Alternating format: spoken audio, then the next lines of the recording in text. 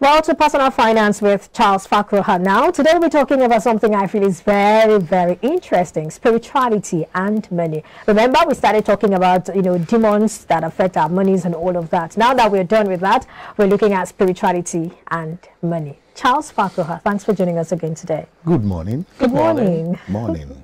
Quite an interesting topic. I mean, once we're delivered of those demons, there's need to understand the spirituality of money so that we do not have a reinvasion of those demons in our finances.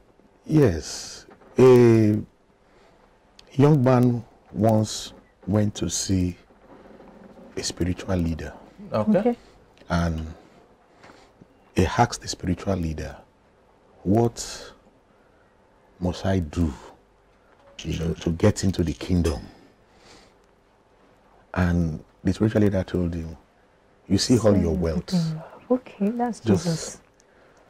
Sell them, give them away before you can get to the kingdom. And the young man was a little bit disappointed. Now, he does not need to be disappointed because the spiritual leader has given, or teacher has given him a very valid advice. That takes me to today's topic. Okay. Spirituality of money. Money is a spirit. We're just watching a Nigerian music star. Yeah, Flavor, and you can see how they were displaying money. That will not be a spirituality of money. It was trying to depict that there are levels to the spirituality of money. Agreed. But you can see how your spirit is your core. Now, that advice that spiritual teacher gave to that young man was specific to that particular young man. Okay. Because he had seen that his wealth, his riches, his money will prevent him. But for Perpetua or for Samson, that wealth will be a blessing to you. Definitely. It's only so you can see. So that we just take it general. And that is the issue. And that is the problem we're having today when we talk about money and spirituality. You go to some religious gathering, it is only prosperity, prosperity, prosperity, prosperity. Yes, the Almighty that has created. Imagine someone who created this world. You could see the architectural design. You could see all the wealth He has placed for all of us on this planet. And there is nothing that you want to get today, you will not get it on planet Earth. Money, wealth, everything is here. It's now left for me and you to harness it, make use of it. The energy behind it and what matters. A rich man can get to heaven. But again, you can say in the Bible, it says it's easier for the camel to pass through the eyes of a needle than for... Because for that particular rich man, his riches has blindfolded him. Exactly. So, what we're having today is to let our viewers understand that spirituality and money, you don't need to choose. They both go hand in hand. They're interwoven. They're interwoven. Spirituality needs money to be expressed. And the spirits, yes, and money needs spirituality to be enabled. Talk to us about this spirituality. I really want to. It's like both of you are just speaking about my mean, I'm catching this in the spirit. It's very please speak your spirit. I really need to understand this spirituality of money. Like, what exactly are we talking about here? Is it about? And you said there's an energy behind it. So what's that energy? What's that force you're talking about? Okay, first of all, why do nations call the money they spend currency, Nigerian currency? Currency is associated with electricity. So that money you see, it is the value, it is not that coin or that paper.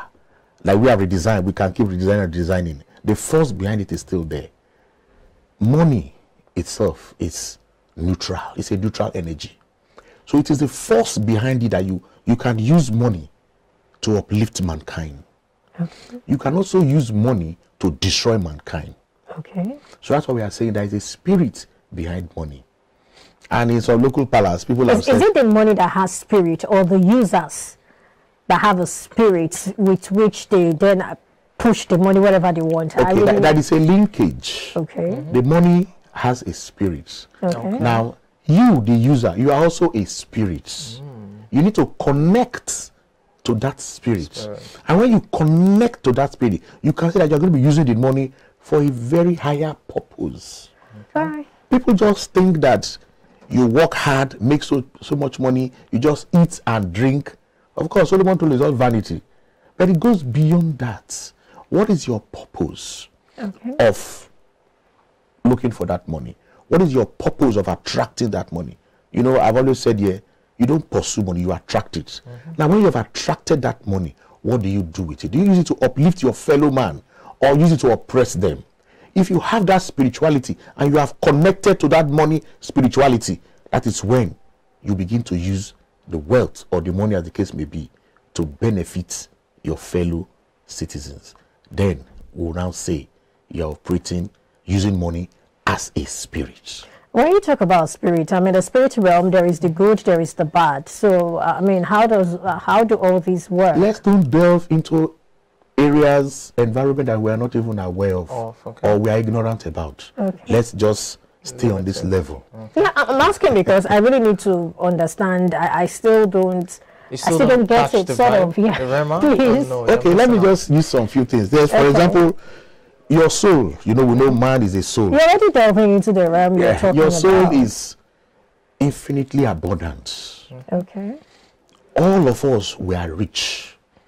Because our Creator is a rich God. Richness, exactly. He has given us the word. Your last guest was talking about the spoken words. Exactly. Let there be light. There was light. Be fruitful and multiply. And multiply. Let there be riches, and there are riches. But it takes somebody at a very higher consciousness to understand and see that there is gold in the street of Lagos. There is money. In fact, we have some Lebanese who have told us that they see money on the street of Lagos. So how do we connect to that money? How do we fetch that money? Because the creator of this world has placed wealth everywhere you go. Okay. But just like our crude oil, you bring it out crude, we are selling it, some are even stealing it. We are not making enough money. But when you refine it, you get more value. Even gold, if you want to dig gold, you know, you need to dig, refine, then it becomes that value. So, and it takes some little work. The same thing, the wealth the Creator has given to us is there. So, materialism, capitalism, they work hand in hand. If you want to build a school, build an hospital, you need money. And it takes somebody of higher spirituality to say, I want to bless my community. When I talk of spirituality, I'm talking about religion. Exactly. I'm talking about you connecting to those regions where you are able to give out peace. Oh, okay.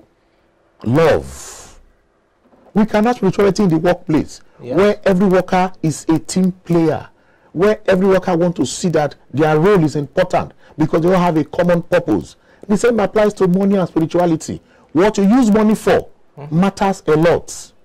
But money in itself is neutral.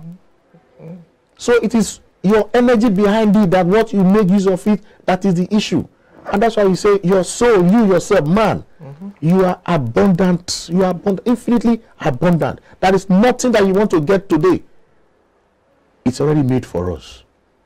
But because of our greeds, our fear, our covetousness, that is why we are not getting what we want. We're talking of poverty today, food crisis, food insecurity. If every man would just be a little bit spiritual, know why they are here, the whole world will not be talking of poverty. So the spiritual knowledge of money is that it's very important. The ideas we have towards money and how we make use of it. That simple. You've gotten it. Rema. Yeah. Spirituality is all about expansion. It wants to expand. What about money? Is the same thing. Money wants to add to people's life. Money wants to make things better for people. And like they will say, if you say money is bad or money is not, you don't know where to shop. You know, money is a gift from God. Wealth is a gift from God. Whatever wealth you have today, you are just a custodian. You are just, because you don't get the wealth out of yourself. Today, Dangote, the richest man in Nigeria, if we all stop buying is the Dangote sugar or the Dangote flour or the Dangote cement, we all stop buying, how is he going to be a wealthy person? Today, if we all stop using Facebook, investments, you know. That's what I'm saying. He got all those investments from that. If we all stop using Facebook, or we all stop doing Twitter, Elon Musk, where will he be getting everybody to go to where he wants to go to? But again, you can see that these persons have come to a certain level. But most of the time, it is when they are a little bit old, but thank God, Zuckerberg and co are still very young. And you can see that they are supporting so many initiatives. Belinda and Bill Gates, you see their foundation, and they are supporting polio in Africa. They left America and they are here. You can see missionaries doing so many things because they've come to understand that spirituality and money are one. All right. I think we'll continue this conversation some other time. Well, to wrap up the conversation, to wrap up the show, I must say, we have a quote from Michael Asula, which says, the bad news is time flies. The good news is you are the pilot. And of course, that's why we have to end the show at this point in time. Yes, the same thing applies with money. Money will fly, but you are the pilot. You make use of it as well. Exactly. I don't understand you anyway. Many thanks for joining us today on the show. Do enjoy the rest of the day. Bye for now. I am Perpetual Fast on Repeater. Do have a great day. I'm Samson Olede.